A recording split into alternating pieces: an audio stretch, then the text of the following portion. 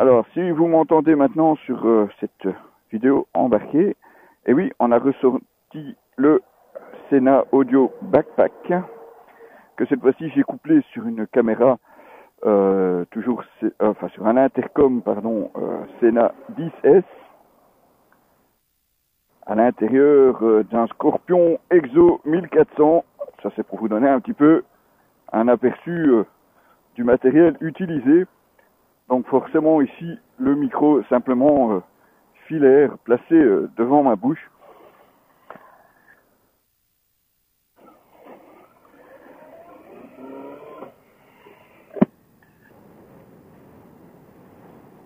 Alors revenons un peu sur ce Sena Audio Backpack. C'est donc ce module qu'on place à l'arrière d'une caméra GoPro. Alors je vous cache pas que je suis quand même un petit peu dubitatif. Alors pourquoi? Parce que d'une part, forcément quand vous placez le module à l'arrière de votre caméra, fini le visuel. Donc là, vous filmez, mais vous savez pas trop ce que vous filmez, à moins de brancher en plus le Wi-Fi sur votre téléphone pour pouvoir voir la vue de la caméra. Sinon, vous filmez un petit peu à l'œil. Donc ça, c'est un petit peu déjà un problème.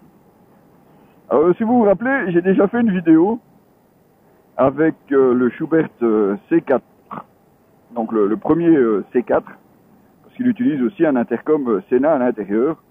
J'avais fait une première vidéo et voilà, la qualité n'était pas top, la qualité audio n'était pas terrible. Donc du coup, Sena me rappelle un petit peu pas content, disant oui, mais vous n'avez pas utilisé le Ultra HD, donc la haute définition audio. Ok, évidemment, comme un blaireau, je me dis merde, j'ai un truc que j'ai oublié en faisant l'essai.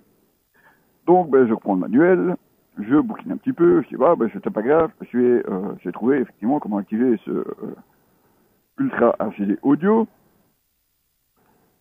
Et je branche mon C4, j'essaye, que dalle. Pas moyen d'activer ce Ultra HD. Bon, c'est pas grave, je dis j'ai d'autres intercoms Sena. Je prends donc mon intercom 10S, que j'ai ici sur mon Scorpion Exo 1400, donc un intégral. Je me dis ça, on sera encore plus à l'abri du vent, à l'abri du bruit. Ça sera peut-être encore mieux pour vous faire une vidéo. Et voilà, donc je connecte le tout, j'appaire le backpack à l'intercom, jusque-là aucun souci. Et puis j'appuie sur le fameux bouton Ultra HD, et là, rien. Une fois de plus, rien. Donc il n'y a rien qui se passe, quoi. Donc j'appuie sur le bouton, mais j'ai pas de confirmation, j'ai rien du tout. Donc probablement que la vidéo que je suis en train d'enregistrer pour le moment est tout simplement en vidéo qualité de base. Donc une fois de plus, pas en Ultra HD. Alors que pourtant c'est simple, parce qu'il suffit d'appuyer sur le bouton pairage pour justement que ce mode Ultra HD se mette en route. Alors j'ai pas beaucoup de choix. Je vais réessayer une fois sur le Schuberth C4. Là on verra ce que ça donne. Ou je vais voir sur quel casque j'ai monté mon 20S Evo. À mon avis, il est sur le casque Nex Vintage. Donc je vais réessayer celui-là, voir si avec ce casque, il y a moyen d'avoir ce fameux Ultra HD qui, j'espère, me permettra de vous faire des vidéos qui seront, de meilleure qualité, de meilleure qualité audio forcément, puisque la vidéo, là, ça n'a aucune influence, tout dépend évidemment de la caméra. Tout ça aussi, pour vous dire que c'est bien, mais finalement, c'est beaucoup de chipotage. Parce que vous devez avoir la caméra, que vous devez placer quelque part. Moi, perso, la caméra sur le casque, je suis pas très très fan, ça fait une prise au vent, un petit déséquilibre, et puis en cas de chute, on sait tous qu'il y a des avis très controversés sur la question. Donc là, c'est bof, quoi. Alors, la caméra, ici, elle est placée sur un harnais sur ma poitrine. Alors, en temps normal, c'est bien, ça fonctionne très bien. Seulement ici, avec le backpack, eh bien, vous avez un autre boîtier avec, parce que forcément, le backpack, ça prend de la place. Et donc, dans l'autre boîtier, il est plus large. Donc, ce qui fait que d'office, la caméra, elle penche plus vers le bas. D'ailleurs, je sais même pas ce que je suis en train de filmer. Mais la caméra penche plus vers le bas. Merci, monsieur.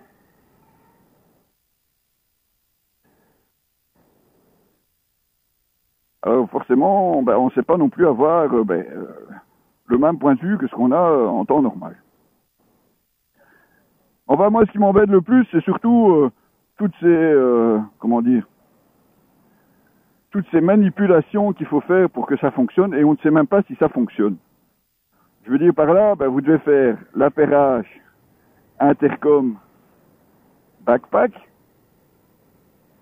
Ensuite, vous devez essayer d'activer ce mode Ultra HD. Mais il n'y a aucune confirmation visuelle sur le backpack. Donc vous avez bien une confirmation audio dans l'intercom qui vous dit, voilà, vous avez effectivement connecté votre casque avec le système audio backpack. Enfin, c'est une voix un petit peu qui fait un petit peu voix robot comme ça. Hein. Donc c'est audio backpack connecté. Enfin, un truc du genre, quoi. Ça va, je fais pas très bien le robot quand je roule en moto, je sais pas pourquoi. Enfin bon, ça va un petit peu audio backpack connecté, un truc comme ça. Donc là, vous savez que vous êtes connecté, donc normalement, quand vous allez filmer, vous allez enregistrer le son avec l'intercom. Jusque-là, pas de problème. Mais c'est quand même beaucoup de chipotage. Il faut la caméra, il faut l'intercom, il faut opérer, enfin, il faut beaucoup chipoter. Si vous voulez vraiment travailler de façon correcte, il faut en plus rajouter le Wi-Fi pour pouvoir utiliser le téléphone, pour pouvoir regarder, pour pouvoir voir ce que vous êtes en train de filmer, histoire de ne pas filmer bêtement votre tableau de bord, ce que je suis peut-être d'ailleurs en train de faire. Oui, je filme le cul du camion. Enfin, j'en sais rien en fait, parce que forcément, je le vois pas. Donc, c'est beaucoup de boulot finalement. Hein. Alors que chez Sena, ils ont deux modèles qui semblent assez intéressants. Le 10C Pro, ou Evo, enfin le 10C quoi. C'est un intercom muni d'une caméra. Donc vous n'avez qu'un seul boîtier à placer comme un intercom, donc sur le côté de votre casque avec une caméra intégrée. Et là, évidemment, la seule contrainte que vous avez au départ, c'est évidemment de bien placer la caméra en fonction de la moto et de votre position sur celle-ci. Donc là, on peut utiliser une fois le Wi-Fi, mais une fois que c'est fait, normalement, il n'y a plus besoin de le régler, ça devrait fonctionner sans problème.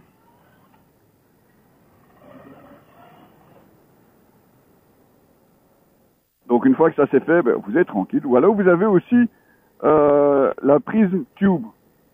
La Prism Tube, c'est une caméra dérivée probablement un petit peu de la Prism qui elle a un format un peu plus carré, enfin vraiment carré.